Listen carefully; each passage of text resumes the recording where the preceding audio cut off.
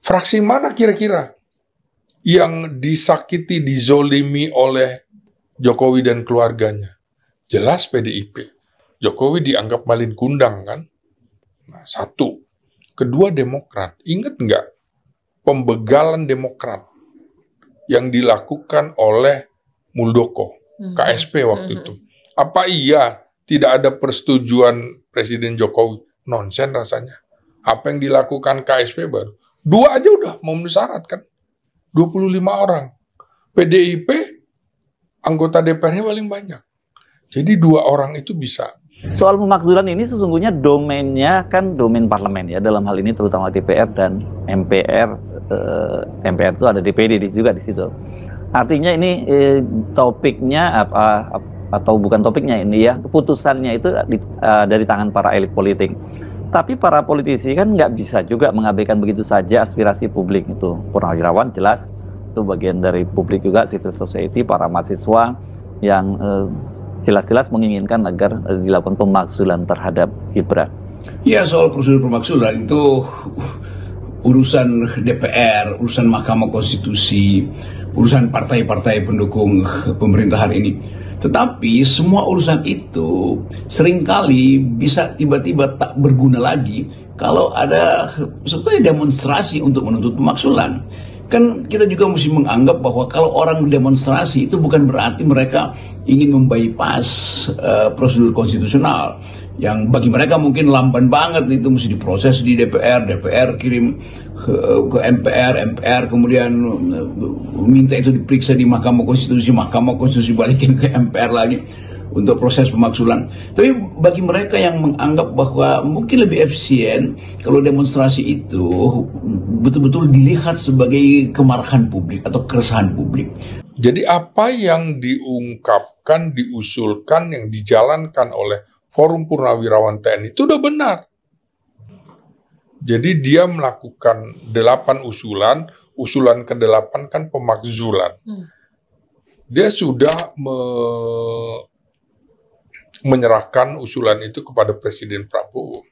Tapi pemakzulan kan bukan oleh Presiden, bukan di sini tempatnya. Nah, seperti dijawab oleh Wiranto, penasihat khusus Presiden bidang politik. Ya sudah, memang dia berencana selain ke eksekutif, dia akan juga menyerahkan ke legislatif, ke yudikatif juga. Udah benar nih jalan. Permintaan para purnawirawan untuk pemakzulan wakil presiden Pak Gibran tuh. Karena itu akan ada di benak publik terus-menerus bahkan sampai pemilu 2029 yang akan datang. Jadi kalau DPR sebagai lembaga resmi sudah membaca itu, meneliti itu, dan menurut Pak Dasko itu akan diproses, itu penanda bahwa kepentingan publik didahulukan ketimbang transaksi-transaksi politik yang sifatnya personal tuh. Nah, ini sebetulnya berita bagus supaya dibuka satu kesempatan pada publik untuk secara sungguh-sungguh melihat bahwa kedaulatan rakyat itu ditegakkan, bahwa keinginan untuk membersihkan politik Indonesia dari isu, dari sensasi, dari segala macam sebut aja hoax itu hendaknya diputuskan atau dibicarakan di dalam forum-forum legal. Jadi DPR tidak mungkin tidak akan membahas itu. Sudah diserahkan oleh Sekjen DPR kepada pimpinan DPR. Tapi prosesnya juga panjang kan untuk bisa menuju panjang, ke MK? bisa pendek. Nanti butuh 25 orang. Dari sekitar 580 anggota DPR, cukup 25 orang mengusulkan pembahasan tentang ini.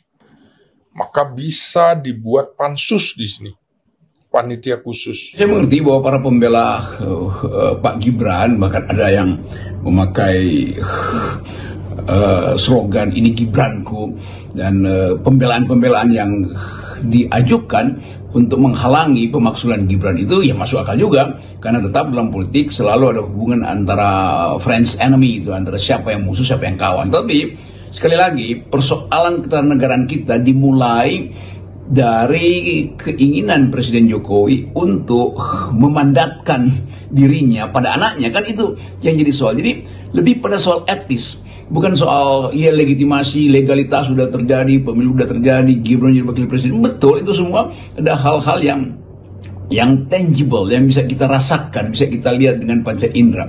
Tetapi ada yang tidak bisa kita lihat dengan panca indera, itu batin yang luka dari netizen, dari anak-anak muda milenial yang merasa bahwa masa hanya segitu kapasitas yang menyatakan diri sebagai wakil dari anak muda. Kami tidak ingin akal pikiran kami, masa depan kami diwakili oleh saudara Gibran. Itu yang kita dengar sebagai. Jadi kan sebenarnya kuncinya ada di ketua umum partai. Ketua umum partai tinggal menyuruh fraksinya kan gitu. Lakukan itu. Bisa kok. Ini kan soal diperiksa, soal kebohongan misalnya, perbuatan tercela. Dipanggil tuh wakil presiden. Dipanggil ke DPR.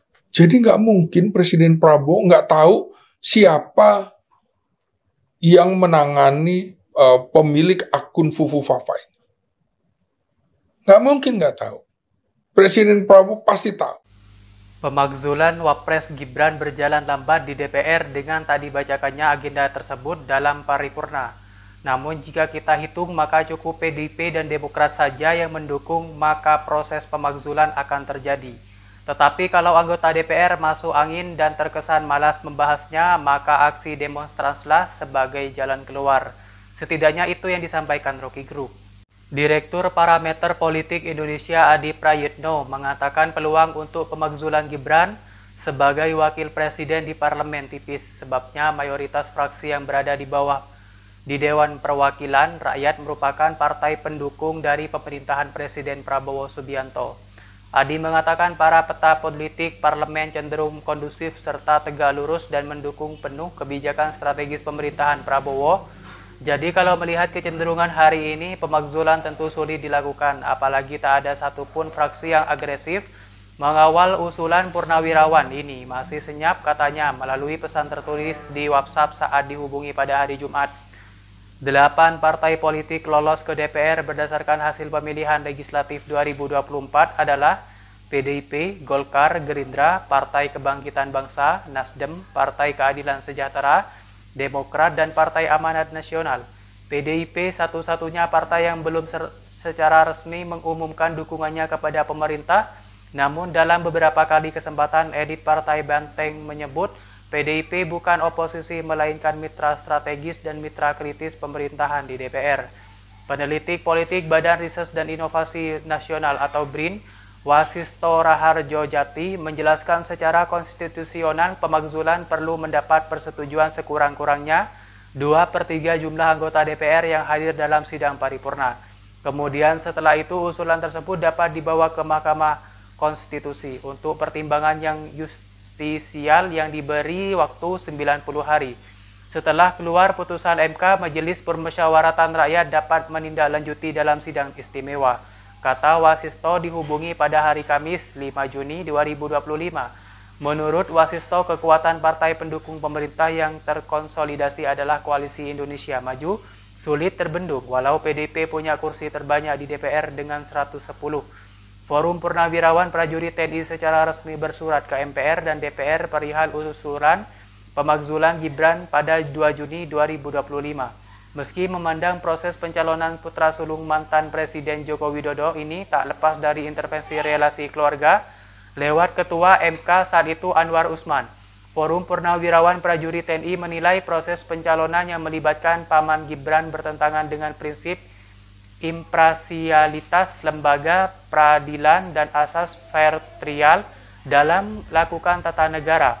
Dugaan keterkaitan Gibran akan dalam kasus Kaskus bernama Fufu Fafa juga dimasukkan dalam argumentasi hukum para pensiunan tentara tersebut.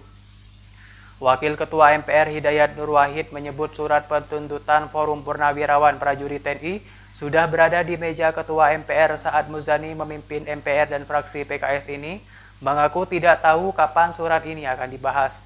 Ditemui terpisah Wakil Ketua MPR dari fraksi PDIP, Bambang Wuryanto mengatakan surat yang dikirim Forum Purnawirawan Prajurit TNI, ihwal pemakzulan Gibran sebagai Wakil Presiden belum tentu dibahas pimpinan majelis. Menurut Bambang, MPR akan menilai formalitas Forum Purnawirawan TNI terlebih dahulu. baru memutuskan akankah membawa usulan pencopotan Gibran ke dalam rapat pimpinan.